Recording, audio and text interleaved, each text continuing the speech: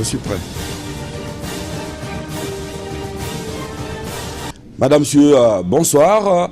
Sommes-nous face à une crise institutionnelle ou sommes-nous devant un test de maturité de la jeune démocratie congolaise? Vous êtes nombreux à vous poser cette question au vu des derniers soubresauts de la politique en République démocratique du Congo. Cette question et tant d'autres que vous aurez peut-être les loisirs de nous adresser par l'entremise du numéro de téléphone qui sera affiché, eh bien, ces questions seront adressées à notre invité. Noël Tchani Mwadjanvita, merci d'avoir répondu à notre invitation. Merci de me recevoir ici. Voilà, acteur politique et président de la Force du Changement, un regroupement politique. Vous avez été candidat à la dernière élection présidentielle. Vous êtes économiste international et auteur du plan Marshall de Noël Tchani. Nous aurons à y revenir avec vous. Après coup, comment jugez-vous justement les dernières élections présidentielles, législatives, nationales et locales? Était-ce un mal pour un bien ou une occasion ratée de consolider la démocratie en République démocratique du Congo? Je pense que les dernières élections que nous avons eues le 30 décembre 2018 ont été une occasion particulière pour la République démocratique du Congo et surtout le peuple congolais de tourner la page. Tourner la page sur une gestion qui a été assurée par un gouvernement ou bien par un régime depuis 1997. C'est le même régime qui a continué et on a connu le même président de la République pendant 18 ans. Depuis pratiquement 2001, il était important que le peuple congolais vive ce qu'on appelle une alternance démocratique. Les élections n'ont pas été parfaites, bien sûr, mais ça nous a donné l'occasion au moins de vivre en direct cette alternance démocratique et de connaître au sommet de l'État un changement de président de la République sans effusion de sang. Donc c'est un pas positif, bien qu'il y ait eu quand même quelques ratés, quelques imperfections que nous pouvons améliorer dans l'avenir pour que notre démocratie fonctionne mieux. Le président Félix Tshisekedi a reçu dernièrement des candidats à la dernière présidentielle, parmi lesquels vous-même. Pensez-vous que les pays devraient désormais vous considérer comme des personnes ressources? Bien sûr que oui. Lorsqu'on a été candidat à la présidence de la République, et surtout qu'on a aspiré à diriger donc ce pays, je considère qu'on est une ressource importante pour le peuple congolais, mais également pour le pays. Chaque fois qu'il y aura donc des événements importants sur lesquels le président de la République pourrait chercher à recueillir notre avis, nous serons disponibles pour pouvoir lui donner ses avis. Mais le fait de ne pas obtenu du succès ne remet pas en cause votre expertise, justement? Non, pas du tout. Moi, je pense que nous avons chacun, dans notre domaine, dans le domaine des spécialités, nous avons une expertise. Moi qui vous parle, j'ai passé quand même 38 années dans les institutions internationales, dans les banques commerciales et d'investissement à New York, mais également dans une banque de développement donc à Washington pendant 28 ans. Donc, avec cette expertise d'avoir travaillé sur les 5 continents, sur 85 pays différents, c'est une expertise rare. Je pense que mon pays pourrait faire usage, œuvre utile, en faisant recours à moi lorsque cela est nécessaire. Bien.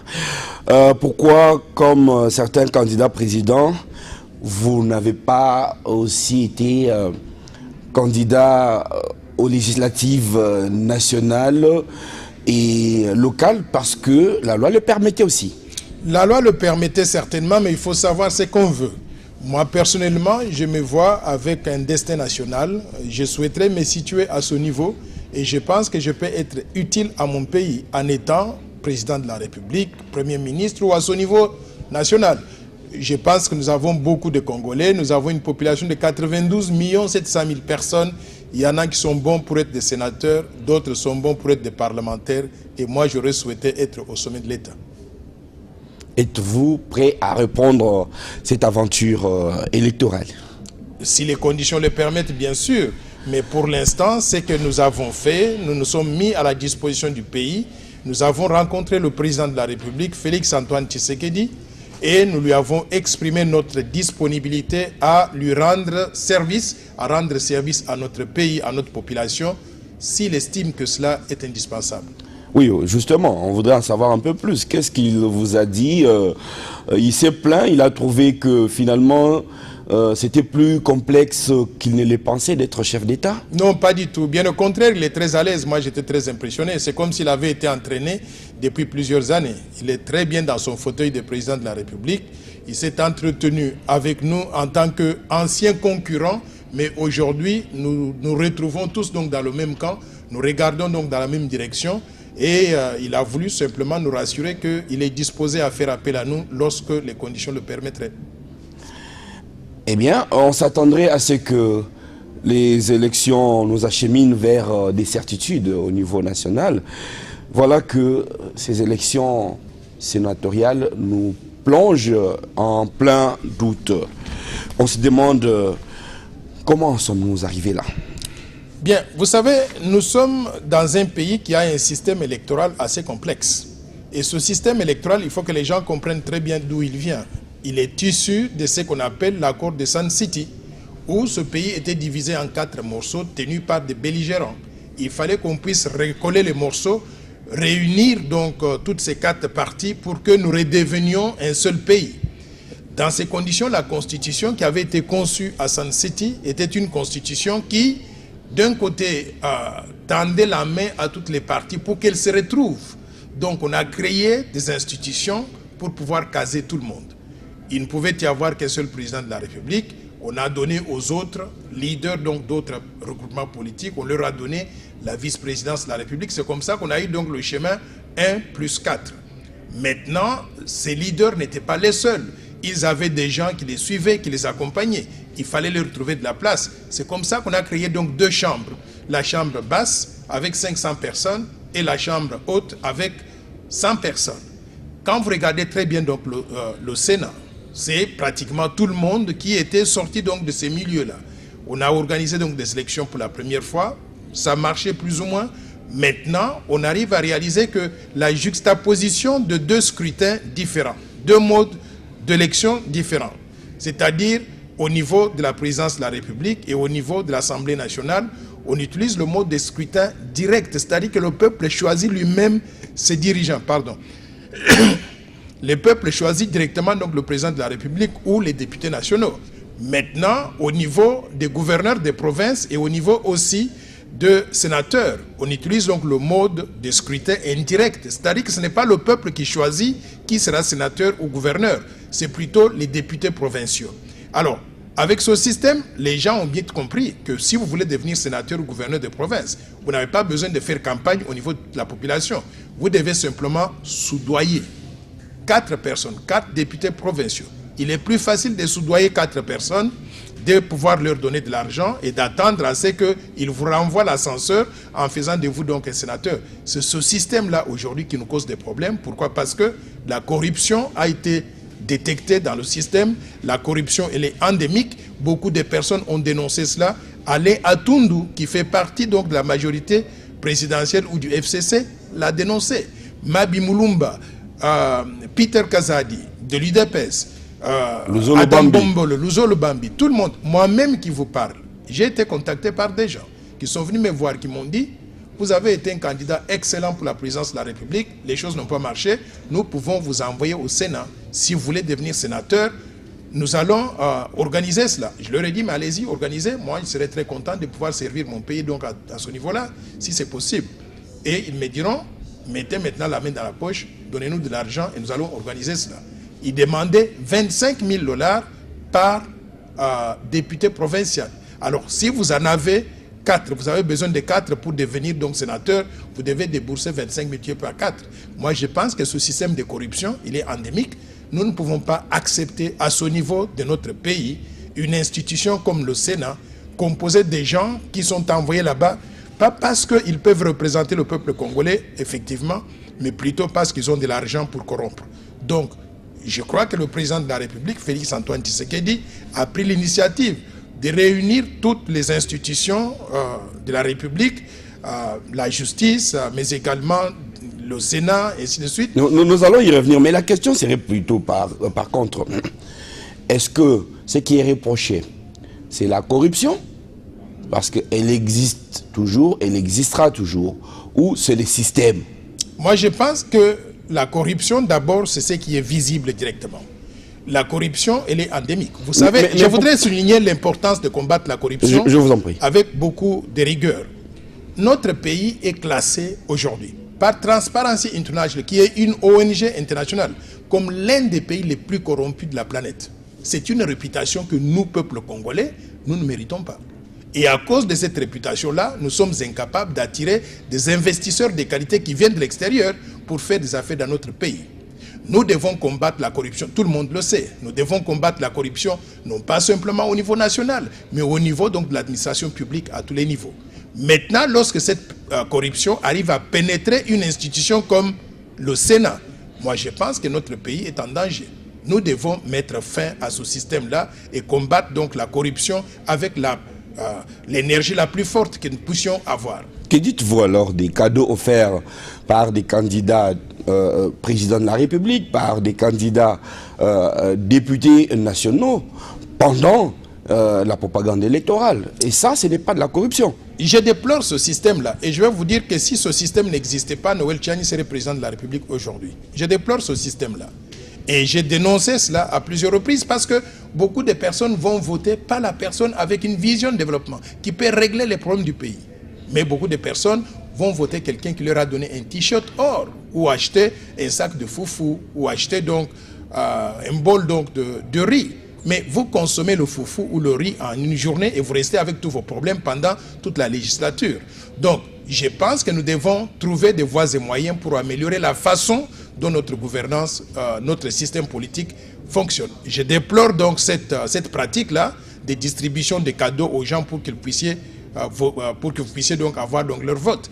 Mais je voudrais relativiser les choses. Lorsque 3 candidats viennent distribuer des t-shirts dans un quartier, les gens de ce quartier reçoivent les calicots de tous les 4 candidats et à la fin de la journée, ils font leur choix en fonction des critères qu'eux-mêmes connaissent. Et il est difficile à une personne de corrompre 92 700 000 personnes au niveau national. Mais lorsque nous avons un système donc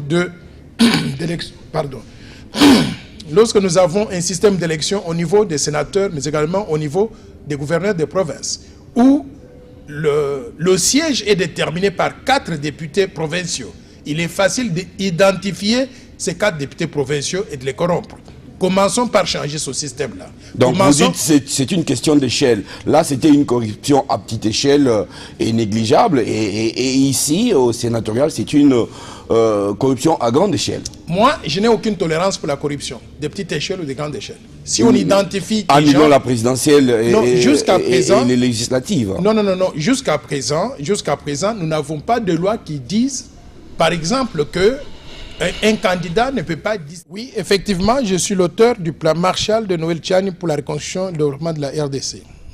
Ce plan est une vision de développement grandiose pour sortir notre pays du sous-développement et en faire un pays émergent à l'espace de 15 ans. Comment nous allons le faire? Nous avons mis ensemble 15 programmes cohérents et complémentaires parce que je considère que on ne doit pas faire simplement des réformes cosmétiques. Nous avons fait ces réformes cosmétiques qui laissent toujours des problèmes non résolus, année après année, depuis 1960. Mais je voudrais, pour une fois, que nous puissions régler les problèmes de notre pays de façon systématique pour toujours. L'un des programmes, je vais résumer, donc l'un des programmes consiste donc à mettre en place un environnement de paix, de sécurité et mettre en place un système de justice fonctionnel, une administration publique fonctionnelle, en quelque sorte restructurer l'État qui n'existe pas aujourd'hui ou qui n'existe que de nom. Ensuite, nous allons pouvoir améliorer la gouvernance. Je vous ai dit tout à l'heure que notre pays est un pays très riche, avec beaucoup de ressources naturelles. Mais comment on se retrouve avec très peu de budget national par rapport à d'autres pays comme l'Angola, l'Afrique du Sud et le Nigeria, à cause de la corruption, la prédation des ressources naturelles, les détournements de fonds publics. C'est pour cela que nous devons être intransigeants en ce qui concerne la lutte contre la corruption. Et c'est pour cela que je soutiens ce que le président a dû prendre comme décision, quand on a détecté qu'il y avait la corruption, qu'il peut y avoir la corruption au niveau donc du Sénat. Donc, nous allons prendre une série de mesures pour pouvoir combattre la corruption, améliorer la gouvernance. Mais ce que nous allons faire aussi, c'est qu'une fois qu'on a dégagé des ressources supplémentaires, on va les déployer pour investir dans ce que j'appelle le capital humain. L'homme et la femme congolais. À ce niveau-là, nous allons investir dans l'éducation et aussi la santé. Éducation en rendant l'enseignement primaire et secondaire obligatoire et gratuit, accessible à tous les enfants congolais. Mais également au niveau de l'université, nous devrons utiliser des ressources pour financer les études. Moi qui vous parle devant vous, je suis devenu ce que je suis devenu parce que mon gouvernement m'avait donné une bourse d'études. Je voudrais renvoyer l'ascenseur pour que tous les enfants congolais aillent à l'université quand ils terminent le secondaire sans avoir à souffrir. Pourquoi? Parce que leurs parents sont pauvres. Et ensuite, nous allons maintenant regarder le système de santé. Nous devons rendre la santé accessible à tous les Congolais. Aujourd'hui, les Congolais meurent trop tôt. Les Congolais ont une espérance de vie à la naissance de 50 ans environ, à comparer par exemple à 90 ans à Monaco. Donc, les Congolais meurent 40 ans plus tôt que les mêmes citoyens, mais qui sont originaires donc de Monaco. Nous devons améliorer cela. Pour cela, on va rendre ce que j'appelle l'assurance maladie universelle, accessible à tout le monde. C'est-à-dire que vous tombez malade, vous avez votre carte d'assurance, vous la présentez à un hôpital ou bien un médecin pour qu'on puisse vous soigner. Et dans ce processus-là, on aura réhabilité les hôpitaux, on aura construit de nouveaux hôpitaux en nombre suffisant pour atteindre toute la population et on aura surtout amélioré les conditions de vie des médecins, des infirmiers, au même titre qu'on va améliorer les conditions de vie des enseignants, des professeurs, des policiers, des militaires, de tous les fonctionnaires de l'État à travers ce que j'appelle l'introduction du salaire minimum garanti que j'ai établi pour l'instant à au moins $1000 par mois. Si on paye $1000 par mois et notre pays est capable de le faire, à des ressources, si nous arrivons à combattre la corruption, si on paye $1000 par mois à chaque personne qui travaille dans notre pays, il pourra utiliser cet argent pour supporter sa famille et vivre correctement. On va améliorer donc les conditions de vie de la population congolaise. Au-delà de cela, je voudrais que nous puissions investir dans les infrastructures de base, c'est-à-dire la construction de routes, des autoroutes, des chemins de fer, des aéroports, pour relier toutes les 26 provinces du pays et construire ce que j'appelle des villes modernes qui vont nous sortir de la médiocrité où nous vivons dans des villages où il n'y a absolument rien, il n'y a pas d'eau, il n'y a pas d'électricité, il n'y a pas donc d'accès aux services de télécommunications. Donc, nous allons investir massivement dans le développement des infrastructures. Mais au niveau de l'économie, maintenant, ce que nous allons faire, c'est industrialiser notre économie. Nous avons beaucoup de matières premières, 1100 minéraux métaux précieux différents, d'une valeur estimée à 38 000 milliards de dollars. Mais la caractéristique de notre économie, avant l'indépendance et après l'indépendance, c'est qu'on extrait ces matières premières du sous-sol, on les envoie à l'extérieur à l'état brut, pas de transformation locale, et on envoie des travaux ou bien des emplois à l'extérieur, on laisse du chômage en République démocratique du Congo. Nous allons changer ça. Pour vous donner un exemple, on va prendre le coltan congolais pour le transformer en iPhone, iPad, ordinateur congolais, que nous allons utiliser nous-mêmes en RDC, mais également exporter vers les pays africains et le reste du monde. Nous allons prendre le cobalt, faire des batteries électriques qu'on utilise pour les voitures de bonne qualité, à exporter à travers le monde. Au-delà de la diversification économique qui va suivre cette industrialisation, parce que chaque produit qu'on va utiliser pour industrialiser donc ce secteur-là va ajouter à la diversification donc de notre économie, si bien que quand il y a baisse des prix des matières premières dans un secteur, l'économie sera toujours équilibrée et nous allons continuer à croître comme une économie organisée, bien planifiée. Et je voudrais mentionner, pour ne pas prendre beaucoup de temps, je voudrais mentionner deux, trois composantes. Et terminer l'émission. Exactement. Une composante importante donc, du plan Marshall, ce sera la transformation des mentalités. Les mentalités congolaises que nous avons aujourd'hui ne nous permettent pas de pouvoir soutenir le développement. Par exemple, Chance et le Kopamba, vous pouvez ne pas étudier et vous pouvez devenir tout ce que vous voulez dans la vie. Non, je voudrais donner des incitations aux enfants congolais pour qu'ils puissent étudier, qu'ils apprennent que l'éducation est importante. La mentalité qui consiste à manger des trucs et jeter des déchets par terre dans toute la ville, et nous avons la poubelle qui s'accumule dans la ville de Kinshasa. Nous devons changer ça. L'entretien de la ville, c'est une question de tous les Congolais. Nous devons le faire. Au-delà du changement de mentalité, j'ai donné juste donc un exemple. Je voudrais vous mentionner quelque chose d'extrêmement important pour nous. Dans le domaine de la finance. Si vous pouvez terminer. Voilà, dans le domaine de la finance. Si vous pouvez terminer. Dans le domaine de la finance, nous avons notre monnaie qui ne représentent rien aujourd'hui. Nous sommes envahis par le dollar et l'euro. Nous devons restructurer la banque centrale, la monnaie et le système financier.